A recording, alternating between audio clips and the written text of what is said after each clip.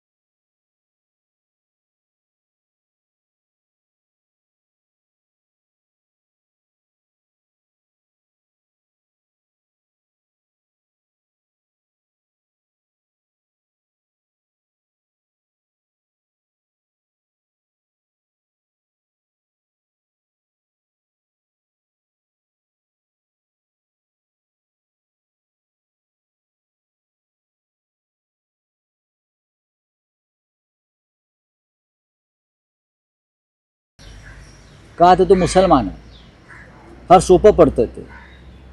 पण प्रशांत कोरडकर ज्याने छत्रपती शिवाजी महाराज आणि संभाजी राजांचा घोर अपमान केला, तो प्रशांत कोरडकर अजून तुम्हाला का सापडत नाही? त्याला का अभय दिलं? कोणी अभय दिलं? प्रशांत कोरडकरचे फोटो आणि वावर हा देशाच्या गृहमंत्र्यापासून महाराष्ट्राच्या राज्यपालापर्यंत आणि सर्व IAS IPS अधिकाऱ्यात तो कोणाच्या जीवावर फिरतो आहे? तुमचंच आशीर्वाद आहेत ना त्या चिल्लरला. राहुल सोलापूरकर हा RSSच्या मुख्यालयात जाऊन बैठका घेतो. त्याने छत्रपती शिवाजी महाराज हे भ्रष्टाचारी आहेत म्हणून सांगितलं. छत्रपती शिवाजी महाराज हे भ्रष्ट आहेत हा राहुल सोलापूरकरच्या बोलण्याचा अर्थ आहे. आग्र्याची सुटका हा दिग्विजय आहे छत्रपतींच्या जीवनातला. एक फार मोठं युद्ध आहे, गनिमी काव आहे. आणि RSSचा आणि भाजपचा राहुल सोलापूरकर सांगतो की छत्रपती शिवाजी महाराजांनी आग्र्यातून सुटताना कोणते शौर्य दाखवलं नाही, तर त्यांनी लाच दिली औरंगजेबाच्या लोकांना, कुटुंबाला, आणि ते सुटले. म्हणजे त्यांनी एक प्रकारे छत्रपतींना भ्रष्ट ठरवलं. काय कारवाई केली देवेंद्र फडणवीस यांनी किंवा सरकारनं त्यांच्या? एक प्रकारे औरंगजेबाचं उदात्तीकरणच आहे ना. अटक केली पाहिजे राहुल सोलापूरकरला, राजद्रोहाचा खटला दाखल केला पाहिजे. व देवेंद्र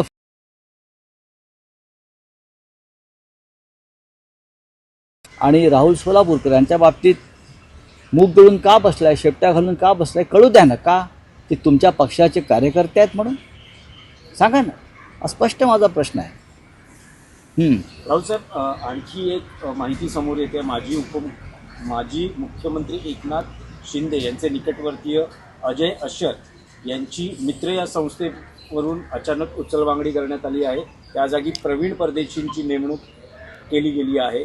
पुन्हा एकदा शहकाटशहाचं राजकारण. प्रवीण परदेशींची नेमणूक होणं या उद्योजकांच्या समितीवर, संघटनेवर, त्याचं आम्ही स्वागत करतो.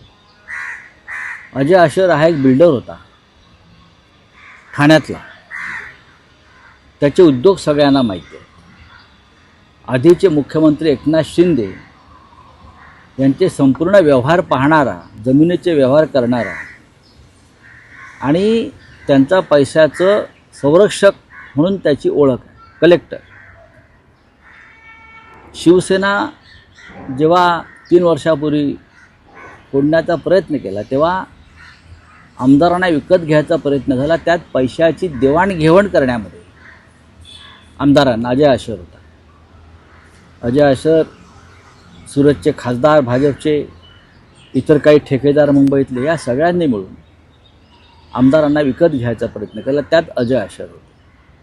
अजय आशरनं मधल्या काळामध्ये हजारो कोटी रुपयाची संपत्ती बेकायदेशीरपणे गोळा केली. माझ्या माहितीप्रमाणे त्याने आता देश सोडलेला आहे आणि त्याने देशातून पलायन केलं. नीरव मोदी, विजय मल्ल्या असे अनेक लोक पळाले. आता अजय आशर पळाला. त्यांना तो एक राणा नावाचा कोणतरी एक अतिरेकी आहे, त्याला परत आणण्यासंदर्भात चर्चा सुरू आहे. हे आर्थिक गुन्हेगार आहे, हे आर्थिक क्षेत्रातले अतिरेकी आहेत, टेररिस्ट आहे.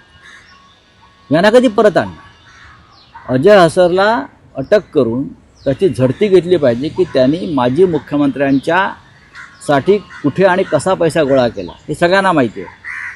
किमान 10,000 कोटी घेऊन हे महाशय परदेशामध्ये स्थायिक व्हायला गेलेले आहेत आणि त्याच्याकडे या सध्याच्या सरकारमधल्या अनेकांचे पैसे गुंतवलेले आहेत.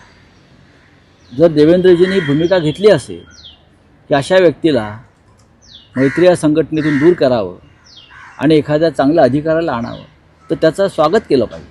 मोठ्या माशांना ईडी सुटका देत होता. मोठ्या माशांना बघा, अजय आशर आणि त्याचे राजकीय आका ही ईडीची फिट केस आहे. पण ईडी यांच्यापर्यंत पोचणार आहे का? गृहमंत्रालयानं अजय आशरला विरुद्ध गुन्हा दाखल करून त्याची चौकशी केली पाहिजे. एकदा आर्थिक गुन्हे शाखेने चौकशी केली, पण माझ्या माहितीप्रमाणे की पैशाच्या बाबतीमध्ये सगळ्यांचं तेरी बी चूप आणि मेरी बी चूप ही भूमिका असते. नाही, पण राऊतसाहेब, अशा पद्धतीच्या स्वच्छता मोहिमेतून एकनाथ शिंदे यांचे पंख छाटण्याचा प्रयत्न सुरू आहे का? एकनाथ शिंदे यांना पंख कधीच नव्हते. तुमच्या माहितीसाठी ते उड्या मारायचे फक्त. त्यांना कधी पंख नव्हते, त्याच्यामुळे ते कधी उडालेच नाहीत. त्यांच्या फक्त बेडूक उड्या होत्या, उंच उड्या होत्या. पंख असलेला माणूस हा गरुड झेप घेतो, अशा प्रकारच्या घाणेरडी कृत्य करत नाही. त्याच्यामुळे त्यांना पंख होते आणि पंख छाटले हे काय मला मान्य नाही. हां, त्यांच्या उड्यांना बंदी घातली.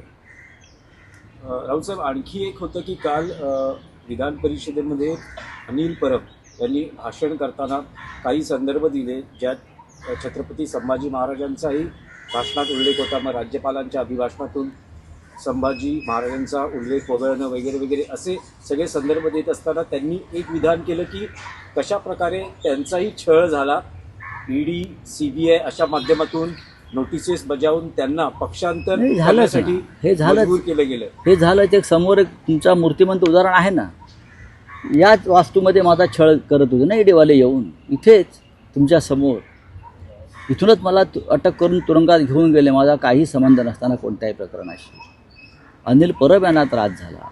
रवींद्र वायकर यांच्यावर तर ईडीने दबावच टाकला होता पक्षांतर करा म्हणून एकनाथ शिंदेनी ईडीच्या माध्यमातून. जे घाबरले नाही, ज्याने छत्रपती शिवाजी महाराज, संभाजीराजे आणि हिंदुहृदय सम्राट बाळासाहेब ठाकरे यांचा आदर्श बाळगला, ते शरण गेले नाहीत. आणि जे नामर्द होते, डरपोक होते, ते पळून गेले. तर त्याच्यावर आता काय चर्चा करायची? बोले हिंदी महाविकास आघाडीची मोठी बैठक यशवंतराव चव्हाण सेंटरमध्ये पार पडली. शरद पवार, उद्धव ठाकरे, तुम्ही स्वतः, माहितीचे महाविकास आघाडीचे अनेक आमदार या बैठकीला उपस्थित होते. नेमकं काय ठरलंय? काही निर्णय झाले आहेत का? काय स्पष्टता त्या बाबतीत मी देऊ शकाल?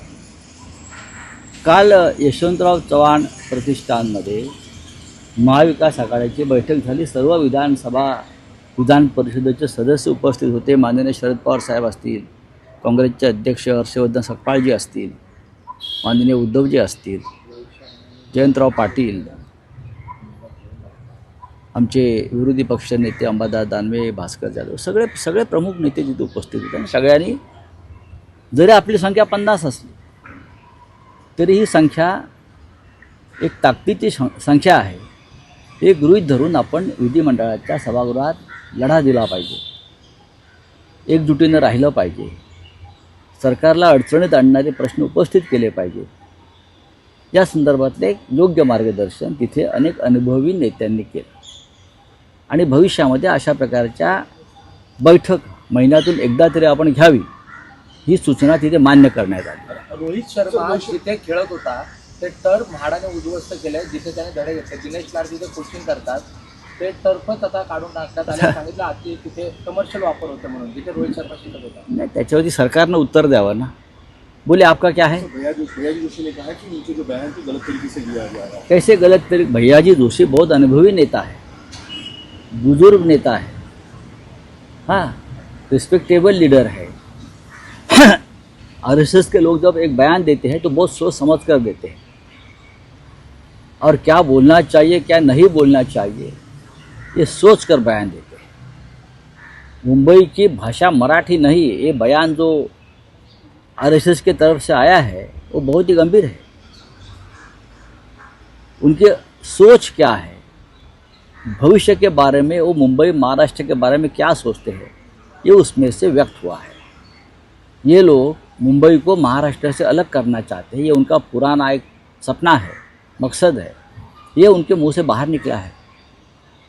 लोग भड़क गए हैं. क्या इस प्रकार की भाषा, इस प्रकार का वक्तव्य चेन्नई में जाकर करते हैं कि चेन्नई में हिंदी बोलना चाहिए, हैदराबाद में जाकर बोल सकते, या अमरावती जो है आंध्र की राजधानी वहाँ जाकर ये भाषा बोल सकते, केरल में जाकर बोल सकते, कलकत्ता में जाकर बोल सकते? नहीं बोल सकते. महाराष्ट्र में कमज़ोर सरकार है, इतनी कमज़ोर है जो अपनी महाराष्ट्र और महाराष्ट्र की भाषा के बारे में कोई विचार नहीं करती, विचार नहीं रखती. इसलिए तो ये साहस होता है ये लोगों का. चलिए, थैंक यू. आप जानते हो, तो आप ये कह सकते हैं कि फडणवीस ने फटकार दी थी, ये बात आपको लगता है कि संतुष्ट कर सकती है इस बात की? नहीं, किसी को कोई फटकार नहीं मिली. कल विधानसभा में भैयाजी जोशी के बारे में एक निंदा ठहराव आना चाहिए था. एक